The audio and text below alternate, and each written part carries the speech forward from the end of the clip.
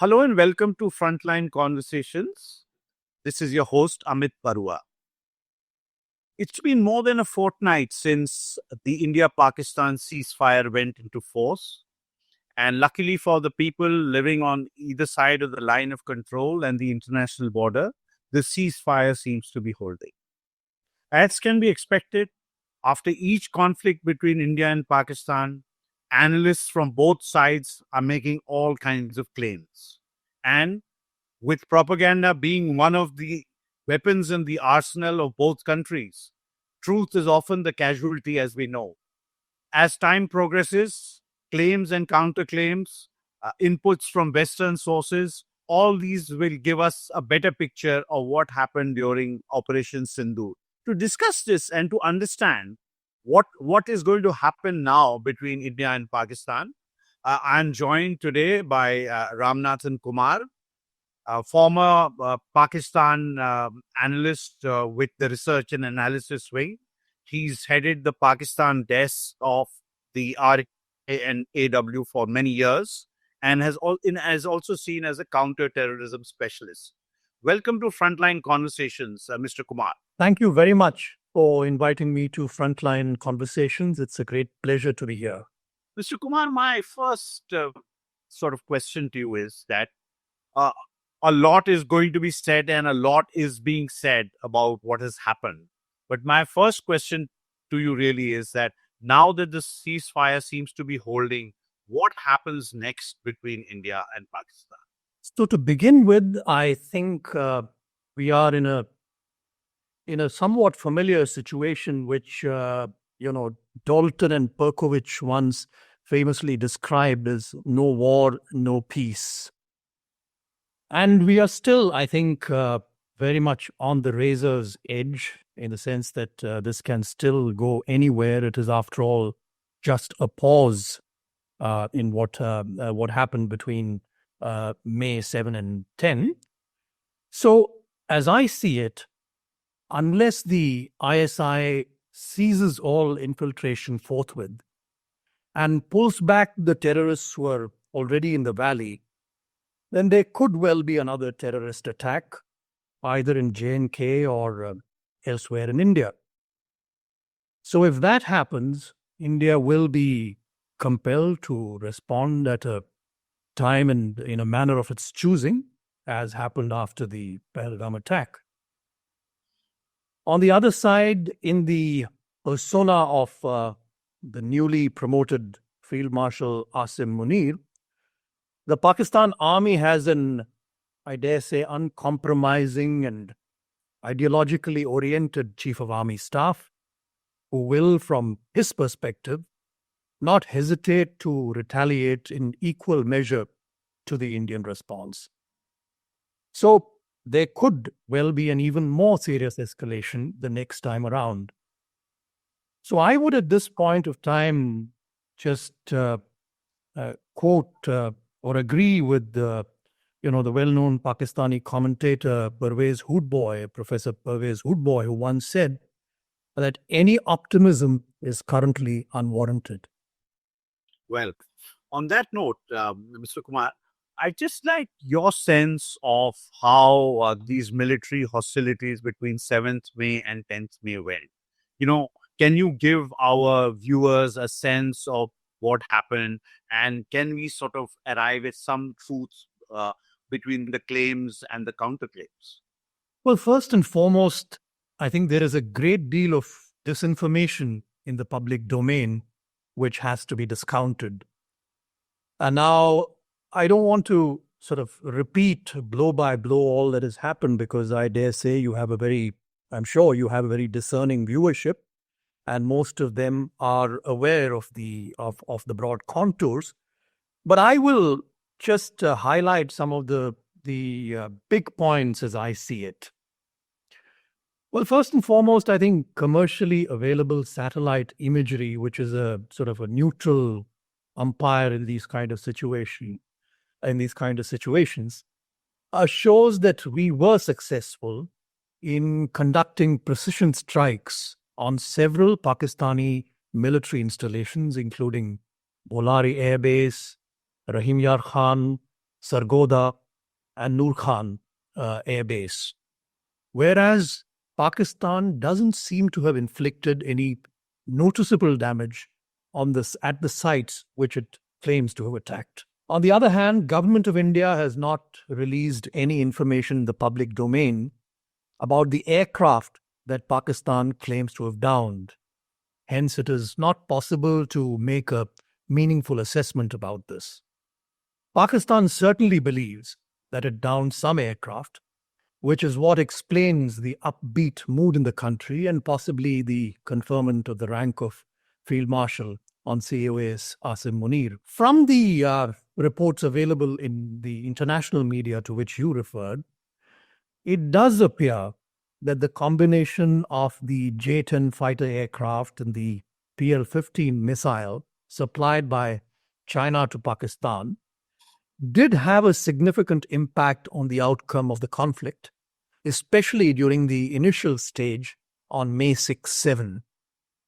So going forward, the possibility of Chinese military assistance to Pakistan in key domains such as electronic warfare, airborne warning and control systems, intelligence surveillance and reconnaissance, thereby blunting our advantage in the event of a conventional conflict.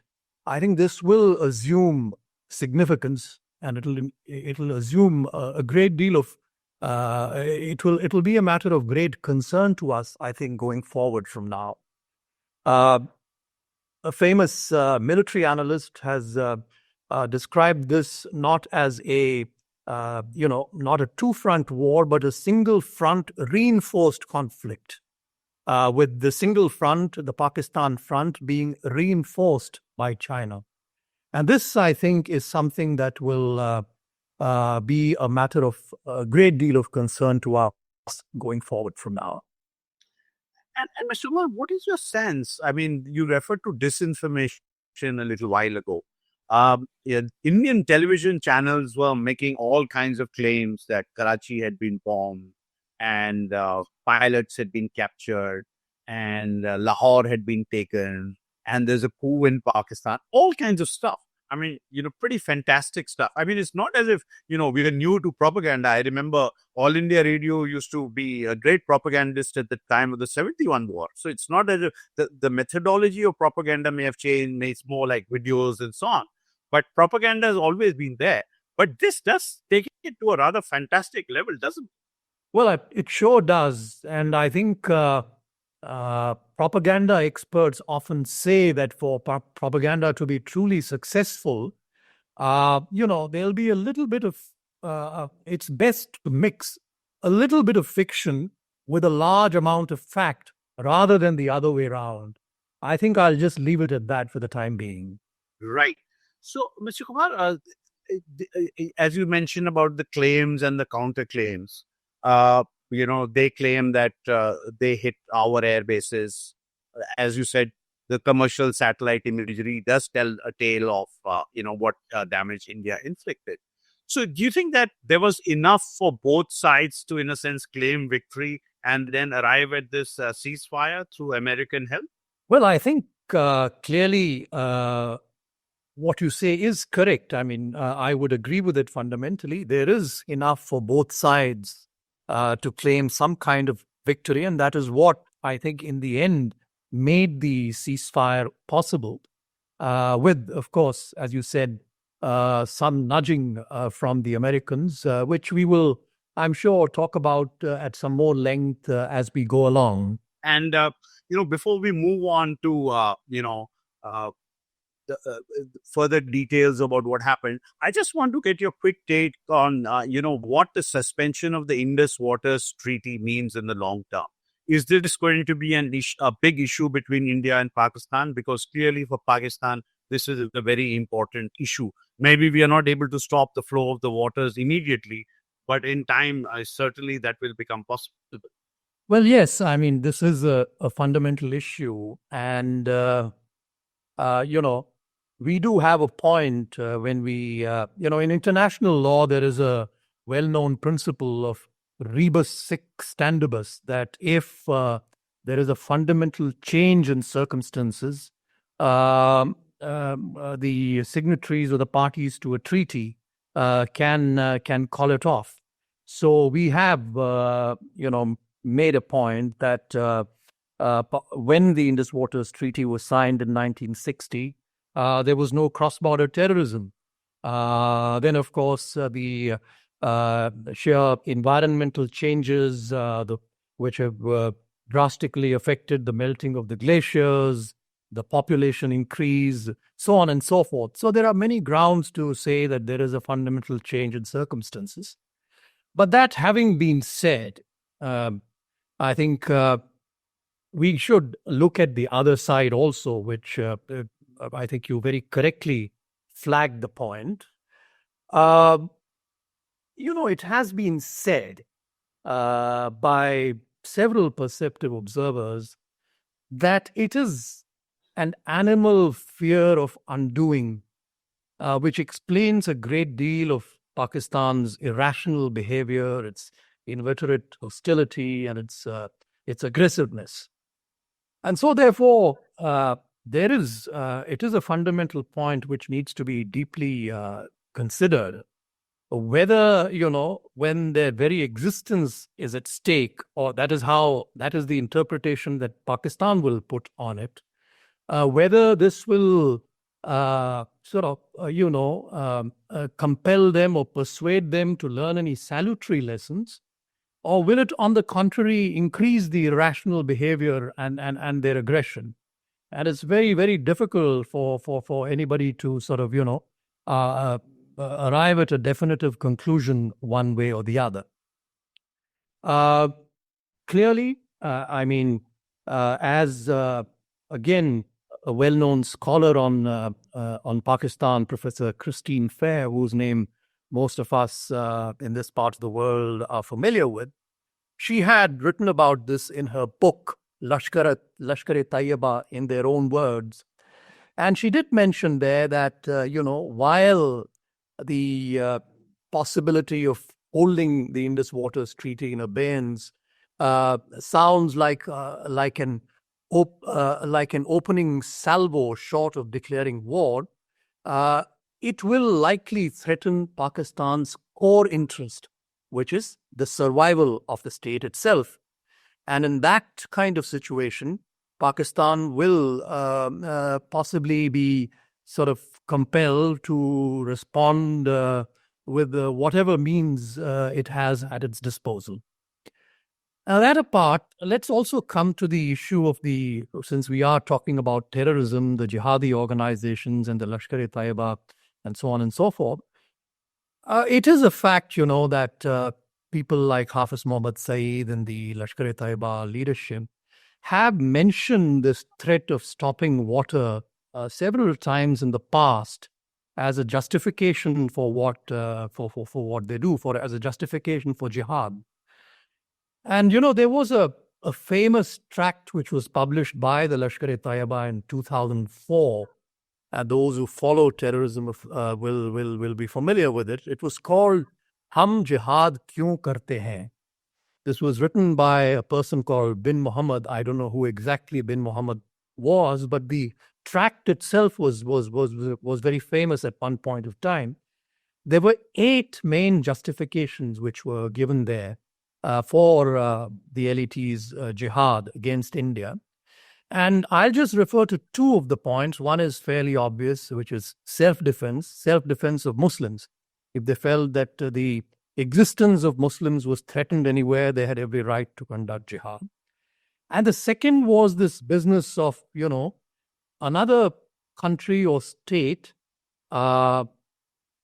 abrogating or walking out of treaties signed with Muslim countries. That too, from the LET's point of view, from Bin Muhammad's point of view, was adequate justification for jihad.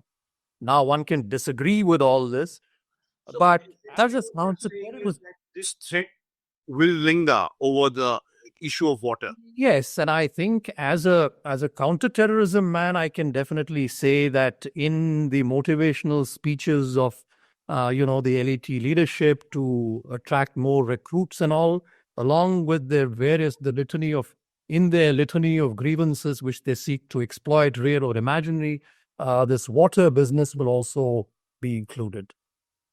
Well, just by way of background for our viewers, just to say that this Indus Waters Treaty actually cannot be abrogated. It can only be replaced by another treaty, which is why perhaps the government of India has used the word in abeyance. I think that's probably the reason they've used that word. So clearly, this is one of the red flags that we have to watch out for in India-Pakistan relations.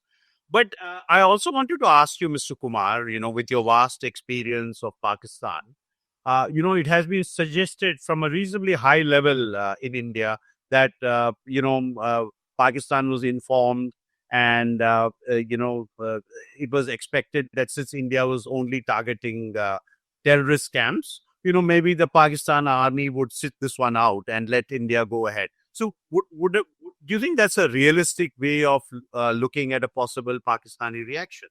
Well, I think knowing Pakistan's DNA, that really was, could not have been on the cards.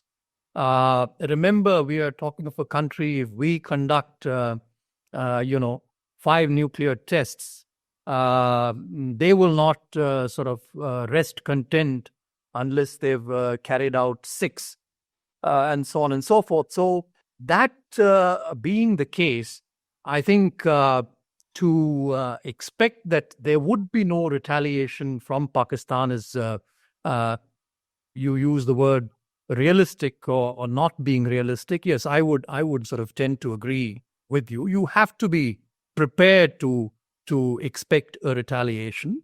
Now, we were very clear, we were careful, we were calibrated, we were measured. We said that we had struck, our strikes were non-escalatory in nature, and we had struck non-military targets. But again, knowing Pakistan, I think it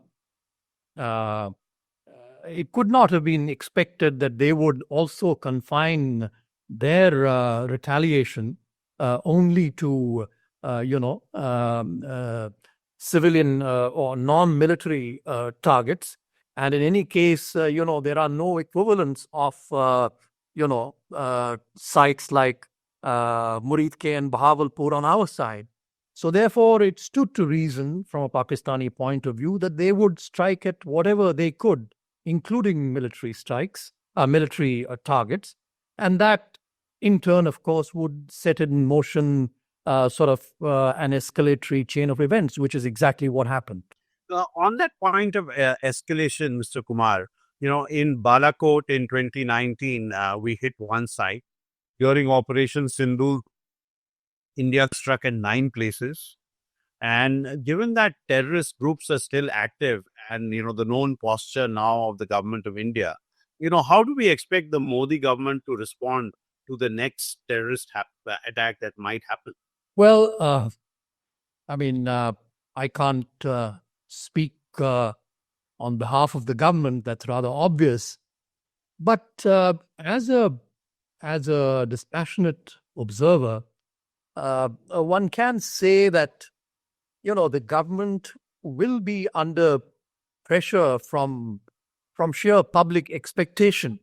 I mean, as you very rightly said at the beginning itself, we've seen a lot of jingoistic and immature posturing from both sides, who think that confrontation and conflict and mouthing a lot of slogans, these are a substitute for finely balanced statecraft. I mean, we've seen a lot of that from all sides, from both directions. These, I think, immature posturing, public posturing, media pressure, propaganda, call it what you will, I think that creates a lot of pressure on the government on both sides, it must be said in all fairness. And I'm not sort of concerned about what happens on the Pakistani side. That is their concern. But on our side, these kind of unrealistic expectations, they do tend to box the government in and narrow the government's options. That is not a very happy situation for any government to be in. So to put it, very simply, I would say that a certain degree of, if I may use the expression, expectation management. I think the government will have to think of doing that to manage the expectations and keep them real, so that it retains a certain flexibility of action. I think that will be a key challenge going forward from here. I think one sense here is that that Pakistan doesn't have the ability to retaliate and that it will roll over. I think that is one sense among jingoistic Indians, that the response from Pakistan will be not much to consider, and that seems to have been helped along by sections of the media and its reportage during Operation Sindoor. Yes, I mean, that again is, as I said, it is a completely unrealistic expectation to think that Pakistan will simply roll over. I don't think any serious sort of observer or commentator thinks that is possible. This is high decibel propaganda, wishful thinking, an ignorance of basic facts and ground realities. Call it what you will, but Pakistan rolling over is a very unreal possibility. And I just wonder, if at this point of time, if I may go back a little bit into history, it might help. 1971, we accomplished what we had to as far as East Pakistan was concerned in spectacular fashion. But having done that, we did not widen the war to West Pakistan, what was then West Pakistan and what is now Pakistan. Why was that? One reason, of course, was the Cold War context, the possibility of the superpowers getting involved or not wanting to get involved, etc., etc. But that apart, there is a very, very lucid passage in Mr. Jairam Ramesh's book, Intertwined Lives, P.N. Huxar and Indira Gandhi, where he quotes a note that was written by Mr. Huxar at that point of time. Mr. Huxar was, of course, the principal secretary to Prime Minister Indira Gandhi at that point, at that time. And Mr. Huxar very clearly says that, as has been cited in Mr. Jairam Ramesh's book, the real reason why we didn't go into West Pakistan at that point of time was that to roll over Pakistan, as you said, to finish the job, we would have to go into Pakistan as an occupying power and put boots on the ground. This would mean that we would have our garrisons, as he wrote, in Lahore, Hyderabad, Islamabad, Karachi, so on and so forth. And this would be an absolutely nightmarish proposition which nobody in their senses could even contemplate. So if that was the situation in 1971, well before, the nuclearization of Pakistan, etc., it is sort of, you can rule that out of hand ab initio. So these are completely, fantastic sort of scenarios which have no bearing whatsoever on reality. Mr. Kumar, you referred to nuclearization, and just for the benefit of our viewers, I'd just like to inform them that I used to write for the Hindu and Frontline from Islamabad at that time. And you very rightly put it that they had to do 6 tests to a 5. And one of the takeaways that I certainly have is that Pakistan's nuclear weapons are not for show. That Bhutto's famous comment about eating grass and developing a nuclear weapon. I mean, there is something very intrinsic. So, I'm a little skeptical about the limits of this sub-nuclear conflict. I just want to get your thoughts on it. That how much can India actually push the envelope on this? So, I am not really a strategist in that in that sense of the term. But yes, I do try and take some practical interest in the matter. And, at the end, all nuclear signaling and so on and so forth are a matter of bluff and counter bluff. And it's all in the mind. There are many mind games. At the core of it, I mean, even the very possession of nuclear weapons is a supreme act of blackmail because they are not meant to be used. It's purely a deterrent. But coming back specifically to the India Pakistan context and nuclear weapons and so on and so forth, if I may just go in a little bit into the into the way these things have evolved, I'll go back, say, about 20 years in history, and I'll go back to Operation Parakram. When we had the attack on the Indian Parliament, and we were we were in a dilemma on how to respond. And the then Vajpayee government, we amassed, our troops on the border in a threatening posture. Now, what we realized at the end of it all, of course, Operation Parakram, as you are well aware, and all your viewers would know, in the end, it all fizzled out. And one of the things that we sort of discovered was, because of the way our army is deployed, many of our formations were stationed inland. And so the mobilization took a lot of time for them to reach the border.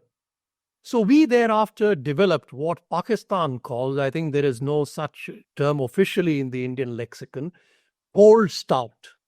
Now, they said that we had now started shifting our forces closer to the Pakistan border so that the next time around there was a similar situation, our offensive formations would be able to move into Pakistan very quickly.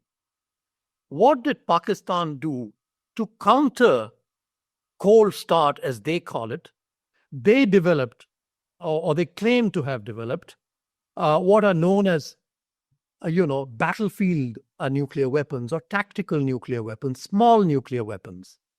And there the threat is that if you move your offensive formations into our territory, into any depth, then if the existence of our state is threatened and we are under threat of physical dismemberment, we will not hesitate to use small tactical nuclear weapons, which will not cause a great deal of destruction, but they will have a limited impact, sub-kiloton yield or whatever. I'm not very familiar with the yield, but I'm sure everybody knows what tactical nuclear weapons or battlefield nuclear weapons are. So when Pakistan came up with this concept of battlefield nuclear weapons, and they said, now that we have the battlefield nuclear weapons, we have eliminated the space completely for any kind of conventional conflict whatsoever. Period. You cannot now have conventional conflict in Pakistan. This was the reasoning of the Pakistani strategists. And conversely, from our side were the experts and the strategists who argued that despite that nuclear sort of threshold that Pakistan has, and now that it has, despite the fact that it has brought, battlefield nuclear weapons into the calculation, despite that, there is space for conventional conflict. And we've seen that logic actually play out in this situation. So we did, use conventional military means against, arguably, of course, a non-conventional strategy, covert strategy that Pakistan is following. But we used, conventional military might, despite the fact that Pakistan, uses or brings the N word into play all the time. From Pakistan's point of view, the effort was to close this window whatsoever. And that is exactly what the Chinese assistance to them has done to close, this window of conventional military conflict as much as possible and shrink it as much as possible. So, to that extent, I think it has been a bit of a draw. I'm sorry if this has been a rather, long-winded explanation, but I think it helps to understand where we stand, where we are at this point of time. It has been a bit of a draw. Uh, it has shown that there is still scope for some military conflict under the nuclear overhang, so to speak. But it is quite possible that next time around, now that both sides will definitely try and learn lessons from what happened this time, that window will become even smaller the next time around. On that point, Mr. Kumar, I want to bring, the United States up, because if you recall, on the 10th of May, early on the 10th of May, there was a Reuters report which suggested that the Nuclear Command Authority or National Command Authority, whatever it's called in Pakistan, is going to meet. And a few hours later, when the phone calls started going to and fro from Washington to Islamabad and to Delhi, there was a denial of the story, and the Pakistani defense minister actually went and said that there was no such plan on the horizon. But I think the alarm bells did start ringing in world capitals on that. So I just wanted to get your sense. I mean, like we were talking about a threshold. Obviously, there's a threshold for the rest of the world in any nuclear conflict as well. So the threshold was probably when India expanded its attacks, and maybe the air base that was struck near Rawalpindi was probably something quite serious as far as the Pakistanis were concerned. So looking at all that, I think we have to factor in this nuclear threshold the role of the Americans and other influential players. Yes, I certainly agree with you on that score. And I think this is the fundamental limitation of a strategy of overt military action against a covert proxy war, which is what is being pursued by Pakistan, and which is that the escalatory potential quickly attracts unwelcome international attention with all its attendant complications. We saw that in this case, 72 or 96 hours was all that it took before, the rest of the world began to think, and the Americans in particular, that both sides were quickly sort of ascending the escalatory ladder. I think the experts say that there are 23 steps in the escalation ladder. I don't know by the Americans' calculations how many steps had been climbed, whether it was 1 or 2 or 7 or 8 or 5. I don't know, but clearly they felt that the rungs were being mounted rather quickly and rather alarmingly. So I think all this, I think, leads me to the point that precisely because of, the escalatory potential and the prospect of unwelcome international attention, which we have always tried to ward off, the argument can well be made that, other non-escalatory options in the covert domain may perhaps be more effective in persuading Pakistan to give up essentially what is a self-defeating exercise, of pursuing a covert war against us. And, this has progressively brought diminishing returns to Pakistan over a period of time. There are, many options available here, and it may not be possible for me to publicly discuss all of them.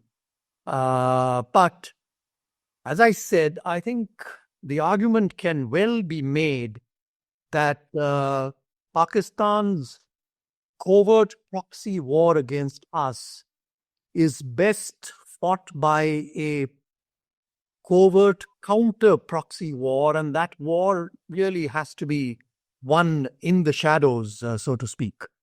Right. So on that issue of the threshold, before we go and wrap up things. Though I have many questions to you ask about Pakistan internally, maybe I'll touch on one or two, with your permission.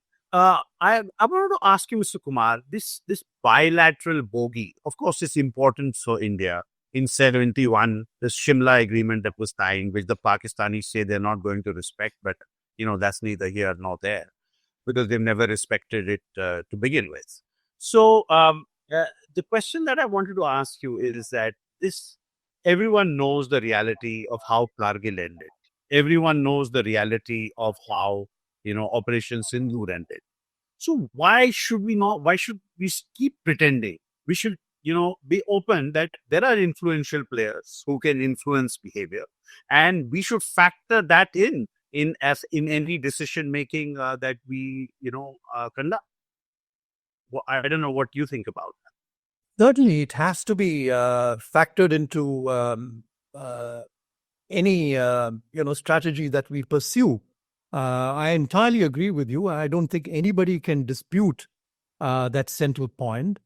I suppose the issue that decision makers sort of have to grapple with is you know, at what point of time, do other players come into the equation? How long can they be held off? Can they be held off as long as long as it takes for you to achieve a certain objective? I think that really is critical. I mean, one can argue from the point of view of the government, for instance, that if you can strike a decisive blow before the rest of the world comes in, and these are not new questions; these are questions that we have. I mean, even in 1971, these questions were there as to how long can the conflict be kept going before the Americans and the Russians sort of get in. So it's a question of how much you can get away with, I suppose, and achieve certain limited tactical objectives. But you're absolutely right when you say that fundamentally this has to be one of the key points that has to be factored into our decision making. I'm entirely in agreement with you. So before I let you go, Mr. Kumar, I would like to turn a little bit to Pakistan internally, because I think that's an area which often gets neglected. It would appear to me that the promotion as Air Marshal is signaling to the people of Pakistan and to India that they've achieved a major success. That's how they are projecting their response to Operation Sindoor. So, what is your sense? I mean, does this give General, now Field Marshal Munir, and his civilian proxies, the Zardaris, Zardari Bhuttos, and the Sharifs, does this give them far more legitimacy in Pakistan in a sense? Yes, I think all the evidence, I think most, as I said, independent or dispassionate or neutral observers would agree that what happened, the recent hostilities, have perhaps given or have certainly given a fresh lease of life to the Pakistan army in particular. By all accounts, its popularity and that of then General Asim Munir were at a historically low ebb because of Pakistan's own internal difficulties and crises on multiple fronts. And for the time being, at least, a euphoria has been generated, rightly or wrongly, which sort of has put them on a new pedestal. It has all but made sure, I think, that Field Marshal Asim Munir will be at the helm of affairs for the foreseeable future in Pakistan. It perhaps, since you talked about the internal, situation in Pakistan, I think it also represents a setback to Imran Khan and his people, at least for the time being. But I think from our perspective, I would say that one negative fallout of this is that it brings the military and the civilian leadership closer together, despite a completely lopsided relationship. Of course, we all know where that stands. But even then, it does bring the civilian leadership and the military closer together. Whereas I think many people would argue that our fundamental interests are best served by having them not having them on the same page, and or at least putting as much of a distance, as much daylight between them as possible. That I think has clearly not happened, and it is the other way around. Well, I think we probably should leave it here for today. But thank you so much, Mr. Kumar, for your insights, and especially the way you described, the draw that you mentioned, that the latest conflict has possibly ended in a draw, or the word I have used in the past, a stalemate. But thank you so much for your insights, because it's so important to understand a country like Pakistan and its intentions. And often, I think the information level that we have to assess and analyze what's actually going on there and what are their motivations, is quite elusive. So I would really like to thank you. And if you have any concluding remarks on, this current round, I would be grateful if you could go ahead. Well, in conclusion, what I would like to say is that,